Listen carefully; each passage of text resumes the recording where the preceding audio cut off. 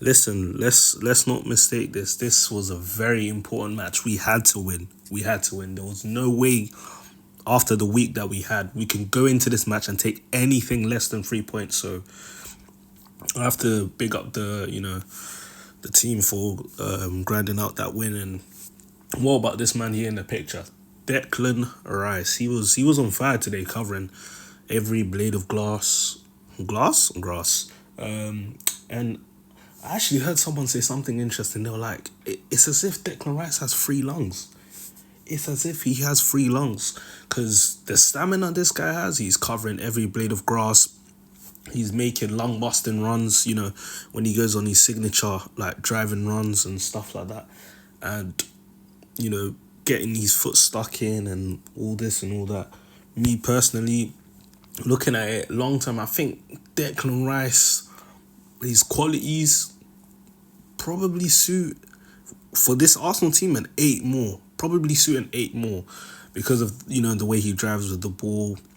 Obviously, this season he's definitely had more of an attacking influence. He takes our set pieces, and yeah, man, it was a great performance from him. Obviously, he was actually named man of the match by Sky Sports. So yeah, big him up. It was a great performance. And listen, this signing, I have to reiterate, it was a very important signing that we had to make because pretty much for the whole season, we haven't really seen Thomas Partey. Obviously, he came on today, last 10 minutes or so.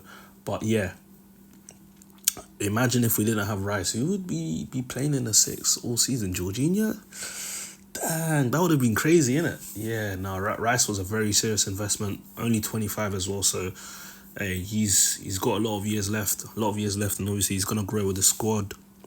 And the core of our squad has actual room to grow because of their age and stuff. So yeah, man, I'm looking forward to see Rice be that guy and actually lead and spearhead this young team. Obviously, Odegaard's gonna be having to do that as well. As his primary function is being a captain, so that's Odegaard's job too. But hey, you don't actually have to wear that armband to actually lead the team in it. So Rice, just keep doing what you're doing and setting an example week in, week out.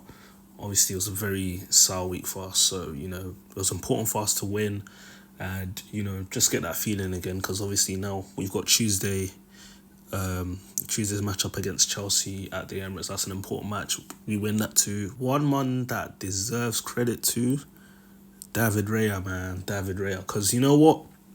I'll be real. When the ball came floating over to the left-hand side and Kivior got spun, I was like, okay, it's looking bleak. I think João Gomez, is it? Yeah, it was running from goal. Was holding off Kivior. Little ball roll to set himself up and then smashed the shot.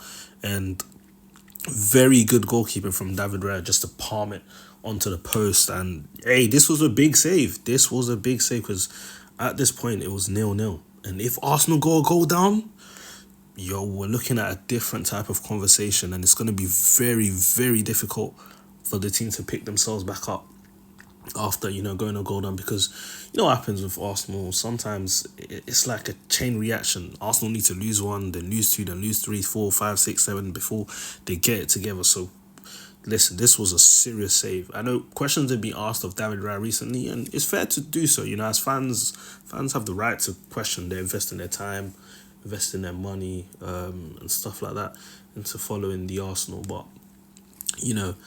I think this was definitely a great save from David Raya. And listen, you cannot understate the importance of this save because not too long after, just before the half ends, we go and score with Trossard. So listen, like I said, moments mean a lot for a match, and this was a moment where you're like, if the tide was the other way, then it could have been a very sticky situation. But thankfully, David Raya pulled a great save out of the bag. This was a world-class save. I have to give credit. Another guy I must big up. You know what? I'm gonna say it again. Told them man about Trossard. It's the signature thing, innit? But now, literally, I think remaining games of the season, we should be looking at playing Trossard 9, because when you think about it, he's the best shooter on our team. Like when it comes to just like dispatching it left foot, right foot, short backlift, this and that, different angles, different types of finishes. Trossard is the man. And today it was actually a great combination from him and Jesus once again. I think Havertz pinged the ball across to Jesus. Great work and, endeavour from Jesus to, battle with the Wolves defender and actually retain possession even whilst being on the floor, and sides it through to Trossard, who slices across the ball, and it literally cannons in off the post, top corner, and then beautiful finish. Guys are saying, oh, did he mean it? Did he this? Did he that? Bro, with Trossard, you don't even ask them questions. You know the ones there, but they're for a beautiful finish for sure. And yeah, listen, back into the season, I can't lie, Jesus at 9 is not filling me with any type of confidence, because in terms of shooting, he doesn't look confident at all. Obviously, yeah, the work rate, the ethic and everything is still there. Havertz as a 9, I don't know, have we run our luck out of that? So for me, Trossard as a 9 for the remainder of the season is a very viable option that we have to look at. Because when we get him in the right areas central, he's a killer. And today he proved it. Great finish from him. I have to big him up for that, literally. And yeah, this is his 9th Premier League goal, which is his best Premier League goal tally. So, and he hasn't started, we're literally keeping it at pretty much the same tempo once we entered the second half. The second half, hey, we were on fire. We were cooking still. So I thought we were going to add a goal early on in the second half. It wasn't, the goal wasn't coming. So I was like, okay, cool. 1-0 was a dangerous scoreline. We got to add that second goal. Hey, time was ticking. All now went additional time, and I'm like, yo, we ain't got that second goal. We might just have to hold up for the 1-0. But yeah, in comes Declan Rice. He's like, nah, you know what? I'm not having it. He's running through the centre, passes it to Havertz, who Odegaard's making a run towards his right. Odegaard tries to play it back across the box. Wolves defender blocks it, comes back to Odegaard, and it's a very smart near post finish from a tight angle. I have to big up Odegaard. Quality finish, and yeah, man. See Odegaard's doing up got one eye on you. That one there. Yeah, it's for City still. Man. But yeah, on behalf of, the Premier League, I need every team that City is going to face. I need every team to give everything they've got. We can't have City win the league again. Man. Come on. Just for the sake of English football.